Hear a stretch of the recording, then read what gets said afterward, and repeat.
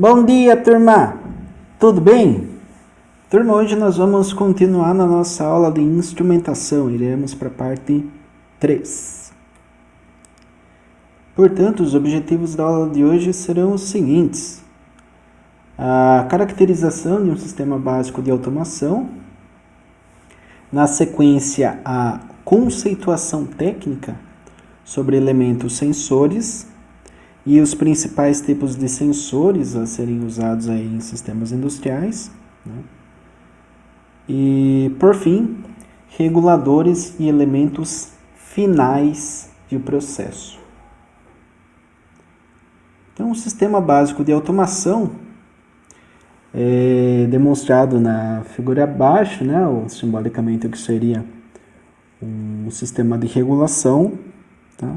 Então, tem aqui uma regulação automática e ela pode ser dividida aí em 3 partes fundamentais, tá? Então, eu coloquei aqui as principais partes, a primeira, a segunda e a terceira, e vou descrevê-las aqui ao lado, tá? Primeiro é o elemento sensor. Então, tem aqui algum processo, tá? Esse processo aqui é físico-químico, né? Um processo térmico, um processo eletromecânico, enfim, o que quer que seja, né? Ele vai ter uma medição aqui na saída feita por um sensor. Depois nós chegamos no regulador. Nós vamos entender bem o que é sensor, regulador. E o terceiro elemento aqui, que é o elemento final de controle, tá? Nós vamos estudar também o que é essa representação aqui mais para frente. Além desses dispositivos principais, tem-se os dispositivos auxiliares, tá? Que são transmissores, alarmes acústicos e ou visuais, sistemas de bloqueio, servodispositivos, dentre outros.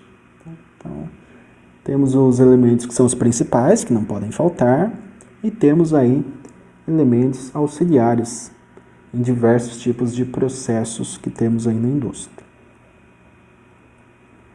Falando agora um pouco sobre o elemento sensor de um sistema de automação, o sensor é o primeiro passo da regulação, tá? Essa função é feita por elemento sensível, elemento primário ou elemento de medição, o que corresponderia ao tato, né, o toque, do corpo humano. Então, aquele exemplo que eu falei lá do chuveiro, né? Se a água está gelada, a gente não quer estar embaixo. Então, a gente com o tato, né, sentindo a água ali nos dedinhos na mão, a gente vê. Opa, tá quentinho, tá confortável. Então, daí sim, daí eu entro embaixo do chuveiro. São esses, portanto, os dispositivos de regulação que estão em contato direto com a tubulação, reservatório ou equipamento onde existe o fluido do qual se pretende regular a pressão, temperatura, vazão, nível, dentre outras características, tá? Então, dependendo da variável que se pretende regular, adota-se o tipo adequado do transdutor, tá? Antes de iniciar o estudo de medição, é interessante saber as várias maneiras de transformar o impulso em um sinal mais fácil ou conveniente de transmitir ou manipular. Isso quer dizer que não basta medir, pois é preciso também obter desta medida uma força ou um movimento que seja proporcional à mesma e capaz de acionar um mecanismo conveniente. Então, beleza, fui lá, tirei uma medição aí, por exemplo, estamos doentes. O que acontece? A gente vai medir a temperatura, porque o corpo humano tem que estar em torno aí de 36,5 graus, né? Essa é a temperatura do corpo humano default, padrão. Então, se eu meço a temperatura e vejo que está acima, está 37, 38 graus, por exemplo, daí eu meço com um elemento sensor, né? Então, eu tiro essa medida e verifico, não, 38, puxa, febre, tem que tratar. Então, a gente vai tentar regular, perceba, tentar regular aquela temperatura do corpo humano, via remédio, dipirona, né, alimentação saudável, remédio na veia, enfim, né? Então você vai ter que tomar alguma ação com base naquela medida. E o sistema automatizado de processos aí industriais funciona dessa forma. E quem vai fazer essa leitura? Quem vai fazer o que seria o papel do termômetro para nós, né? Vai ser o elemento sensor. Tanto que o termômetro é um sensor utilizado em processos, e a gente vai ver isso daí com mais detalhes também. Muito bem, aqui eu trago as características de um sensor. Então, o sensor, nós temos aí que os elementos sensores geram um sinal elétrico, tá?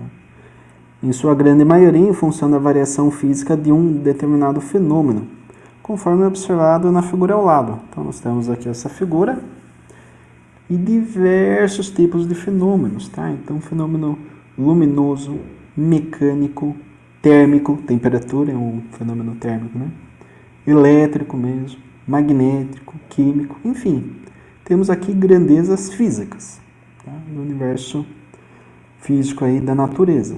E nós convertemos, portanto, no domínio elétrico. Por quê? Porque é uma medida que eu preciso transmitir. Eu coleto essa medida e depois transmito. Qual o melhor meio de transmissão? Nós vimos na aula passada, existe aí o pneumático, hidráulico e elétrico. Qual mais rápido? A eletricidade viaja à próxima velocidade da luz.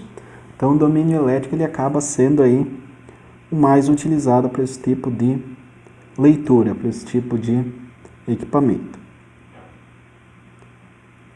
Então, aqui eu cito os principais sensores, né, que são empregados na indústria. Então nós temos aí para temperatura, temos termopares, termorresistências, pirômetros, dentre outros, né? Pressão, Bourdon, Foles, diafragmas, células capacitivas, strain gauges, etc. Nível, boias, pressão hidrostática, ultrassom, pesagem, etc. E vazão, placas de orifício, Venturi, turbinas, ultrassom, dentre outros. Nossa, professor, não conheço nenhum. Eu sei. São muitos, né? Muitos sensores que existem aí, podem ser empregados na indústria. E nós temos aí, por fim, também, o posição, que são potenciômetros, talvez a maioria já conheça aí os potenciômetros, né? Encoders, LVDT, dentre outros mais. Aqui eu coloco a imagem de alguns elementos, por exemplo, aqui nós temos a placa de orifício, tá? Aqui nós temos termorresistências, aqui eu tenho um termopar, aqui eu tenho um sensor ultrassom, que é inclusive kit do Arduino, isso daqui tá. Não sei se vocês já estudaram o Arduino ou vão estudar, ou alguém aí já esteja trabalhando com Arduino. Isso daqui é o sensor ultrassom que é utilizado no Arduino. Temos aqui os strain gauges, né, para medição de força. Quando sobe na balança, trabalha-se com strain gauge, tá? Ele mede forças, daqui é leis de Newton, né? Você tem lá a gravidade, né? Gravidade, se eu multiplicar ela pela nossa massa, nós temos o peso. Strain gauge trabalha em cima disso daí, né? Está aqui em função da pressão, né? Mas é força sobre uma área, né? A força do nosso corpo sobre uma balança, por exemplo, faz uma pressão, e o strain gauge consegue transmitir isso daí, transformar em sinal elétrico, e daí, se for uma balança digital ali, aparece o sinal elétrico, inclusive, né, os dígitos, né, está pesando 70 quilos, né, 65, sei lá. E aqui nós temos LVDT, que seria basicamente variação de um elemento dentro de um outro elemento aqui com um fio condutor, uma bobina, né? Essa variação aqui do núcleo que nós chamamos faz com que seja verificada aí a posição, né? Então, se deslocou tantos centímetros, tantos milímetros, é verificado aqui no controle de posição, né? Então, Venturi aqui, né? Eu já falei para vazão, e nós temos aí diversos outros elementos aí, diafragmas, células capacitivas que podem ser utilizados como elementos sensores num processo qualquer, tá? Num processo industrial. E nós temos aqui agora os reguladores, né? O que são os reguladores? Bem, os reguladores são os cérebros, tá, dos sistemas de regulação. A eles chegam as informações das medidas efetuadas pelos transdutores, tá, pelos sensores. Eles comparam essas medidas com o valor desejado, ajustável, externamente, e em seguida enviam um sinal para o elemento de controle, o qual irá agir no sentido de anular a discrepância entre a medida efetuada pelo transdutor e a medida padrão do set point imposta ao regulador. A parte executiva de uma regulação está confiada ao elemento final, tá? O elemento final. É ele o veículo por intermédio do qual o regulador corrige o erro acusado pelo transdutor. Transdutor e sensor, tá, turma? Mesma coisa. Em 90% dos casos, na indústria química, o elemento final é constituído por uma válvula automática de regulação. Tá? Então aqui eu coloco o exemplo de uma válvula automática de regulação, né? Ela vai se regular, como o nome já diz, automaticamente. E para a regulação de temperatura, o elemento final mais utilizado é a resistência elétrica, tá? Resistência, tá? Não resistor. Então, aqui nós temos uma resistência elétrica que pode ser utilizada para controle de temperatura. É bem simples o entendimento disso daqui para nós. Isso daqui já foge um pouquinho da área, né? Mas basicamente o que vai acontecer aqui, essa válvula, é que ela vai fazer a regulação aí, ou de fluxo, né, de pressão, aí está relacionada à vazão. Agora, o quanto de determinado fluido sai, né, de forma resumida. Parte de temperatura, nós temos resistência. O chuveiro, né, um exemplo clássico, se eu quero um banho quente, eu ligo o chuveiro. Né? O chuveiro é ligado na rede elétrica através de uma resistência. Então, a resistência, ela, por efeito Joule, gera calor. Então, se eu quero aumentar a temperatura num processo, eu ligo uma resistência ou desligo, tá? Isso daí, de uma forma bem simples, a gente consegue entender. E aqui, partindo para outras definições técnicas, nós temos que o processo, né, que eu já comentei aqui, conforme abordado anteriormente, o processo é uma operação onde varia pelo menos uma característica física ou química de determinado material. Então, temperatura, vazão, pressão, força, corrente, tensão, intensidade luminosa, enfim, né? Pode ser qualquer coisa. Campo magnético, né? Variáveis controladas são variáveis que o operador deseja que sejam mantidas em um valor pré-determinado. Por exemplo, se eu quero em um sistema de acionamento de motor, eu quero que o motor ele tenha uma velocidade constante em 1700 RPM. 1700. Não interessa o que aconteça, carga, não interessa, quero 1700 RPM. Então, o que eu quero controlar? Velocidade. Então, qual a variável controlada? Velocidade. Então, 1700 rotações por minuto, é isso que eu quero controlar. Variáveis manipuladas são as variáveis que sofrem alteração para que a variável controlada alcance um valor pré-determinado. Isso daqui é interessante, por exemplo, eu tenho um motor, eu quero controlar a velocidade. Puxa, tá, você quer controlar a velocidade, você quer quanto? 1700 RPM, tá. No que eu posso mexer para controlar a velocidade? Tensão. Mentira, verdade? Por quê?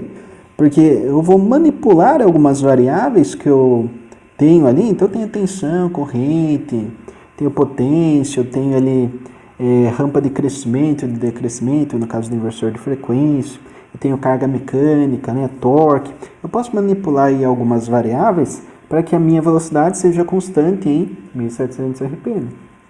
Tá? Então, eu trabalho com uma manipulação de alguma variável para que eu consiga controlar uma determinada variável que eu tenha no sistema. Tá? Um outro exemplo, né?